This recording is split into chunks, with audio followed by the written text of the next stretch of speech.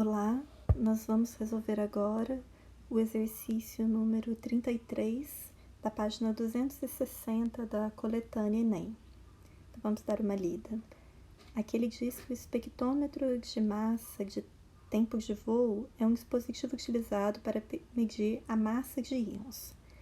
Nele, um íon de carga elétrica Q, vinho, é lançado em uma região de campo elétrico constante B, descrevendo uma trajetória helicoidal conforme a figura. Então, se a gente olhar aqui na figura, a gente tem os eixos x, y, z e temos um campo B, olha, que está paralelo ao eixo x e perpendicular ao plano YZ, tudo bem? Então, é como se o YZ fosse uma parede e esse B estivesse saindo perpendicular a essa parede.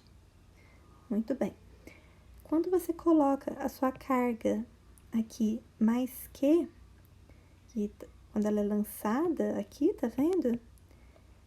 Ela vai ter um movimento, uma trajetória helicoidal, ou seja, é como se ela estivesse no plano YZ fazendo uma circunferência. Se ela tivesse entrado simplesmente ali, ela ficaria fazendo essa circunferência. Só que o que acontece? Ela vai ter também um arraste, algo que vai puxar ela para a direita. Então, ela vai tentar fazer essa circunferência num único plano, só que ao mesmo tempo essa partícula está indo aqui para a direita, no sentido de x, do eixo x. Então, acaba que forma esse movimento helicoidal aqui. Muito bem, vamos continuar lendo. Ele fala que essa trajetória ela é formada pela composição de um movimento circular uniforme no plano YZ, que é o que a gente acabou de falar, e uma translação ao longo de x. Então, essa circunferência vai se transladando e vai ficando essa hélice. A vantagem desse dispositivo é que a velocidade angular do movimento helicoidal do íon é independente da sua velocidade inicial. O dispositivo, então, ele mede o tempo t de voo, para n voltas do íon. Ou seja, então esse tempo t é quando o íon dá n voltas, ou seja, ele fez aqui uma volta, tá vendo? 2 voltas, 3 voltas. Cada vez que ele chegar ali embaixo, vai estar fechando uma volta, ok? Se ele estivesse só no plano, ia estar fechando, chegando no mesmo ponto. Aqui você pensa nele angular. Então, num tempo t, ele anda n voltas. N pode ser 1, 2, 3, 4, 5, independe. Aí ele fala que, logo, com base nos valores, carga valendo Q, campo valendo Bzão, n voltas, e esse valor de t, pode-se determinar a massa do íon. O que a gente faz aqui? Primeiro, a minha ideia foi pensar nesse plano XY. Opa, desculpa, eu escrevi errado, não é o XY, é o YZ. Nesse plano YZ, ela vai, quando ela entra, ela tem uma componente de força que está nesse plano, tudo bem? E é essa componente de velocidade que está nesse plano, e é essa componente de velocidade que vai se relacionar com o valor que a gente tem aqui do campo, e da carga que está entrando, para falar como que é a força magnética que está sendo aplicada nessa carga. Aqui, você tem que usar a regra da mão direita espalmada, que é a que eu uso, que seria o quê? Você tem aqui, vai ficar um pouquinho difícil de desenhar, mas seria os seus dedos, ficariam nessa direção, né, que é a direção do campo, ok? O seu polegar, ele tem que ficar apontando nessa direção, que é como está a velocidade, né? A velocidade que está a componente perpendicular da velocidade, porque é isso que interessa é ela que interfere com o campo magnético, não é a componente que está em X, que seria uma componente que estaria alinhada com B, essa não vai interferir. O que importa é a componente que está no plano YZ. Então, o seu polegar está ali onde está a setinha em azul.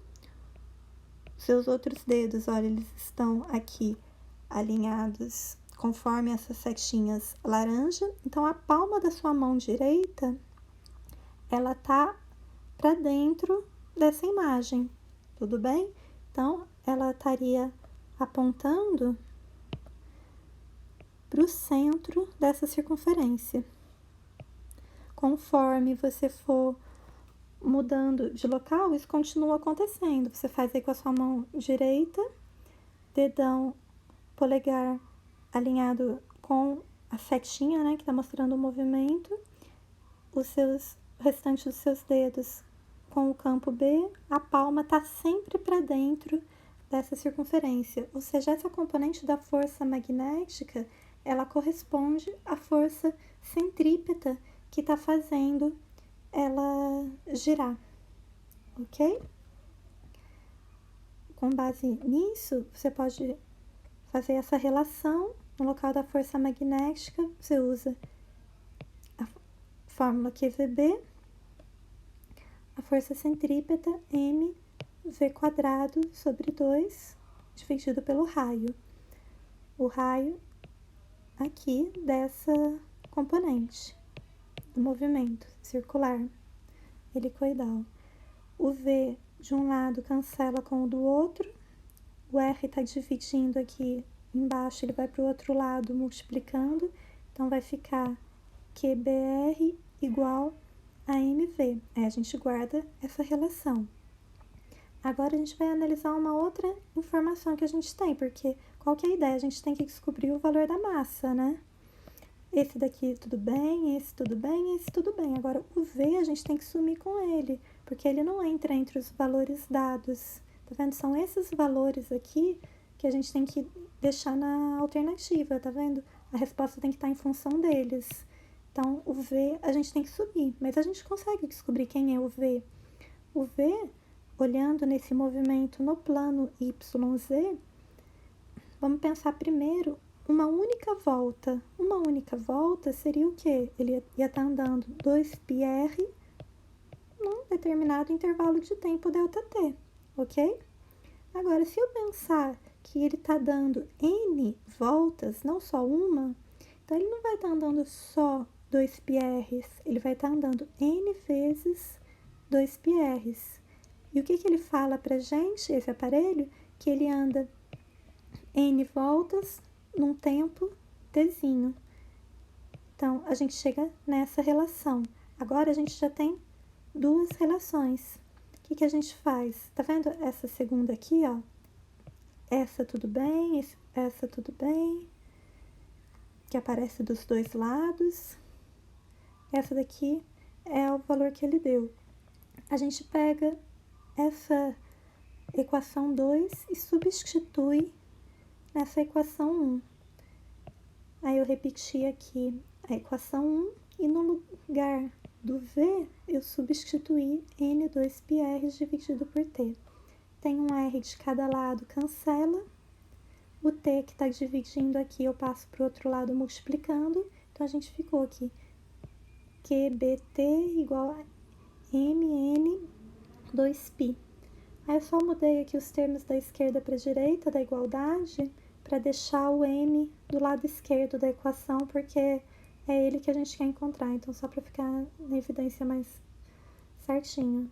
Esse valor que está multiplicando aqui, eu passo para o outro lado dividindo. Então, a gente vai ficar aqui QBT dividido por 2πn. Tudo bem? Então, a gente consegue, assim, encontrar o valor da massa em função do que ele falou pra gente, que é QBNT. Então, a gente chega na alternativa A desse exercício. É um exercício diferente para você visualizar ele em 3D, mas depois que você visualiza como um movimento circular que está tendo uma translação, fica bem mais simples. Aí você trabalha no plano YZ, que é onde a velocidade interfere e o campus interferem. Tá bom, gente? Espero que vocês tenham entendido e bons estudos!